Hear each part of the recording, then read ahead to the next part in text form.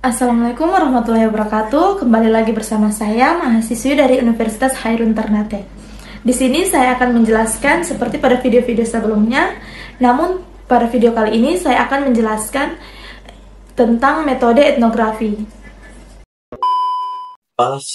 Etnografi adalah strategi penelitian kualitatif yang melibatkan kombinasi lapangan dan observasi yang berusaha untuk memahami fenomena budaya yang mencerminkan pengetahuan dan sistem makna yang membimbing kehidupan kelompok budaya. Etnografi dipelopori di bidang antropologi sosial budaya, tetapi juga telah menjadi metode populer di berbagai bidang lain dari ilmu-ilmu sosial, terutama di bidang sosiologi. Seorang etnografer tidak hanya mengamati tetapi juga mencoba untuk bersatu dalam kehidupan budaya kelompok orang yang diteliti. Etnografi merupakan metode penelitian ilmu sosial dan produk tertulis terakhirnya.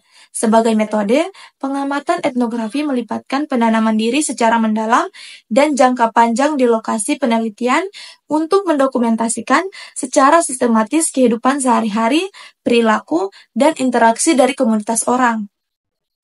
Etnografi dikembangkan oleh para antropolog yang paling terkenal oleh Bronislaw Malinowski pada awal abad ke-20. Tetapi secara bersamaan, sosiolog awal di Amerika Serikat banyak yang berafiliasi dengan Chicago School untuk mengadopsi metode ini juga karena mereka memelopori bidang sosiologi perkotaan. Sejak itu, etnografi telah menjadi pokok metode penelitian sosiologis dan banyak sosiolog telah berkontribusi untuk mengembangkan metode dan memformalkannya dalam buku-buku yang menawarkan instruksi metodologis. Penelitian tersebut melibatkan berbagai definisi dengan baik, meskipun metode variabel, wawancara, observasi langsung, partisipasi dalam kehidupan kelompok, diskusi kolektif, analisis dokumen pribadi yang diproduksi dalam kelompok, analisis diri, dan kehidupan sejarah antara lain. Wawancara dapat berupa informal atau formal, dan dapat berkisar dari percakapan singkat sesi diperpanjang. Salah satu cara menjalin data wawancara adalah metode silsilah. Ini adalah satu set prosedur di mana etnografi menemukan hubungan catatan kekerabatan, keturunan, dan pernikahan dengan menggunakan diagram dan simbol. Kuesioner juga dapat digunakan untuk membantu penemuan kepercayaan lokal dan persepsi dalam kasus penelitian longitudinal, yang mana ada studi jangka panjang yang berkesinambungan dari suatu daerah atau situs, mereka dapat bertindak sebagai instrumen yang valid untuk mengukur perubahan dalam individu atau kelompok yang dipelajari. Salah satu metode yang paling umum untuk mengumpulkan data dalam studi etnografi adalah keterlibatan tangan pertama, yang dikenal sebagai observasi partisipatif. Dalam observasi partisipan, peneliti menenggelamkan dirinya dalam lingkungan budaya, biasanya selama jangka waktu supaya lebih dekat dan keakraban intim dengan kelompok tertentu individu, seperti kelompok agama, pekerjaan, atau subbudaya atau komunitas tertentu, dan praktek mereka.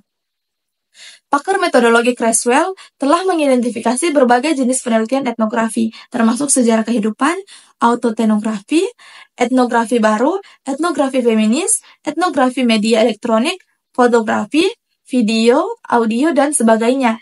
Pada prinsipnya, metode penelitian ini dapat dibagi menjadi dua kategori, yaitu yang pertama, etnografi realis, dan yang kedua, etnografi kritis. Tipe etnografi realis adalah jenis tradisional di mana peneliti mencoba untuk mendapatkan data atau situasi individual dari sudut pandang orang ketiga. Peran orang ketiga sangat penting karena dapat memberikan pandangan objektif tentang fenomena yang diselidiki. Tipe etnografi realis menawarkan etnografer kesempatan untuk memberitahu orang ketiga tentang apa yang sedang diamati para etnografer, mengambil posisi di belakang layar, dan memposisikan pendapat objektif peserta sebagai fakta sosial.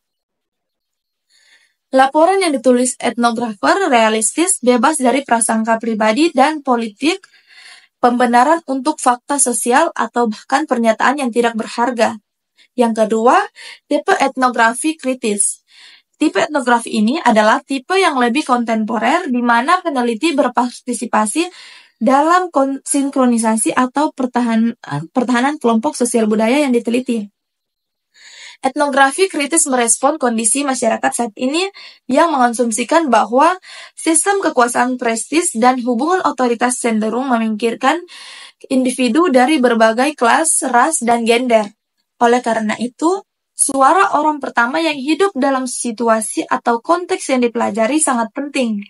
Salah satu fitur dari tipe etnografi ini adalah dorongan nilai tambah emansipatoris yang didukung oleh peneliti.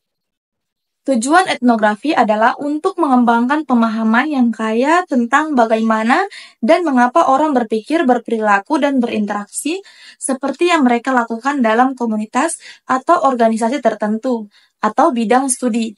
Dan yang paling penting, untuk memahami hal-hal ini dari sudut pandang yang dipelajari atau dikenal sebagai perspektif emik atau sudut pandang orang dalam.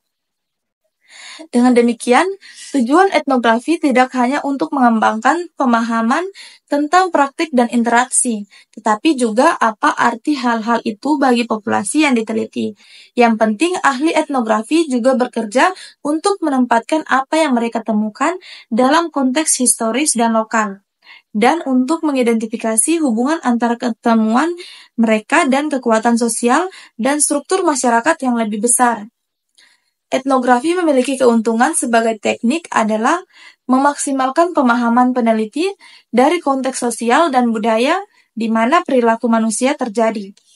Etnografer yang berusaha keluar dan mengembangkan hubungan dengan orang dalam budaya atau informan yang bersedia untuk menjelaskan aspek komunitas mereka dari sudut pandang asli. Proses mencari kontak baru melalui hubungan pribadi mereka dengan informan saat ini sering efektif dalam mengungkap penyebut umum budaya umum yang terhubung ke topik yang sedang dipelajari. Salah satu keuntungan dari penelitian etnografi adalah ia memberikan wawasan tentang aspek kehidupan sosial, termasuk persepsi dan nilai-nilai yang tidak dapat ditangkap oleh metode penelitian lain. Etnografi dapat menjelaskan apa yang diterima begitu saja dan mana yang tidak diucapkan dalam suatu komunitas. Etnografi juga memungkinkan peneliti untuk mengembangkan pemahaman yang kaya dan berharga tentang makna budaya dari praktek dan interaksi. Selain itu, pengamatan terperinci yang dilakukan dalam penelitian etnografi juga dapat membuktikan bias negatif atau stereotip tentang populasi yang dipertanyakan.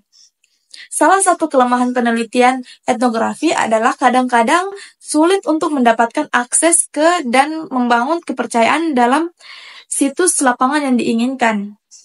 Mungkin juga sulit bagi peneliti untuk mendedikasikan waktu yang diperlukan untuk melakukan etnografi yang ketat, dengan batasan dana penelitian dan komitmen profesional mereka yang lain. Penelitian etnografi juga memiliki potensi bias pada bagian dari peneliti yang dapat membelokkan data dan wawasan yang diperoleh darinya. Selain itu, karena sifat intim dari penelitian, ada potensi timbulnya masalah etika dan interpersonal. Akhirnya, sifat mendongeng dari suatu etnografi tampaknya dapat membiaskan interpretasi data. Baik, itu saja penjelasan tentang metode etnografi dari saya. Semoga bisa bermanfaat untuk teman-teman sekalian. Thank you for watching.